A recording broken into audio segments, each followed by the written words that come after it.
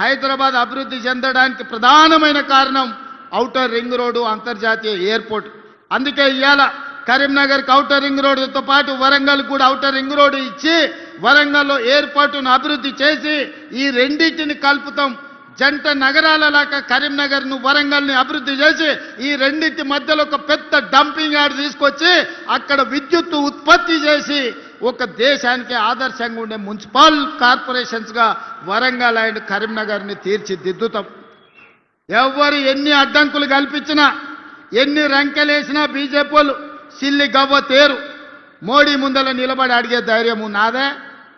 మా ఈడ బండి గుండు బాగానే మాట్లాడతారు ఈడ మైకుల ముందల, కానీ మోడీ ముందల వీళ్ళకి నిలబడి అడిగే ధైర్యం ఉందా? మోడీ నుంచి చిల్లి గవ్వ తెచ్చే ధైర్యం ఉందా? మోడీ వీళ్ళకి అపాయింట్మెంట్ అని ఇస్తాడా?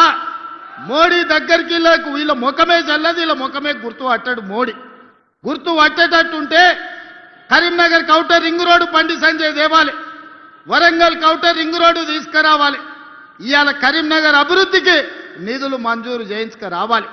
ఇవాళ నిజంగానే మోడీ దగ్గర మీకు పరపతి ఉంటే కాళేశ్వరంలో 1000 కోట్లు కొల్లగొట్టిన కేసీఆర్ హరీష్ను బొక్కలు వేయాలి. కారు దందాలో ఇవాళ సంపాదించిన కేటీఆర్ను బొక్కలు వేపియాలి బండి సంజయ్ గారు.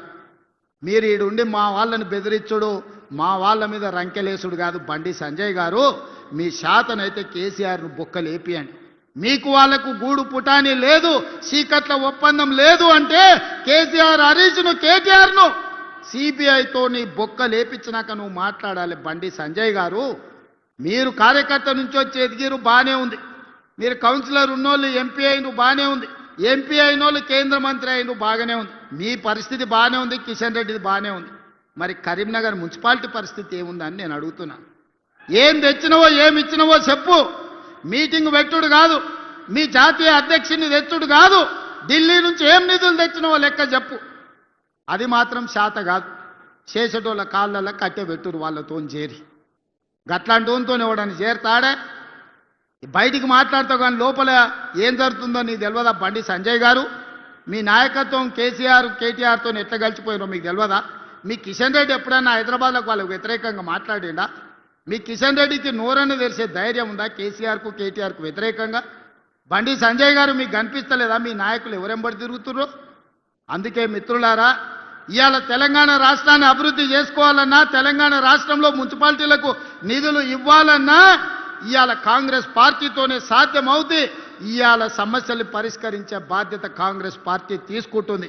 అందుకే మిత్రులారా, ఇంత మంచి కార్యక్రమాన్ని ఏర్పాటు చేసి అభివృద్ధికి పునాదులు వేసుకొని ఇవాళ మనం ముందుకు వెళ్ళాలనుకుంటున్నాం. ఎవరు ఏమి దేరు, ఎవరు ఏమి ఇయ్యరు, ఎవరో వస్తారని ఏదో చేస్తారని ఎదురు చూడాల్సిన పని లేదు. మనకు సత్తా ఉంది, మనకు శక్తి ఉంది, తెలంగాణ రాష్ట్రానికి ఆదాయం ఉంది. ఈ ఆదాయాన్ని పేదలకు పంచి పెట్టి సంక్షేమ పథకాలతో పాటు తెలంగాణ రాష్ట్రాన్ని అభివృద్ధి చేసే బాధ్యత ఇందిరమ్మ రాజ్యంలో మా మంత్రివర్గం అంతా తీసుకుంటుంది. మీ అందరి సహకారం ఉండాలి. కరీంనగర్లో మీరు 8 మంది ఎమ్మెల్యేలను గెలిపిస్తే 50% పదవులు ఇచ్చినామయ్యా. 3 మంత్రులు ఇచ్చినాం, 1 విప్ ఇచ్చినాం. ఇంతకంటే ఎక్కువ పార్టీ ఏమిస్తుంది మీరు చెప్పుర్రి? 8 మంది ఎమ్మెల్యేలను మీరు గెలిపిస్తే 3 మంత్రులు అయిన 1 విప్ వచ్చిండు.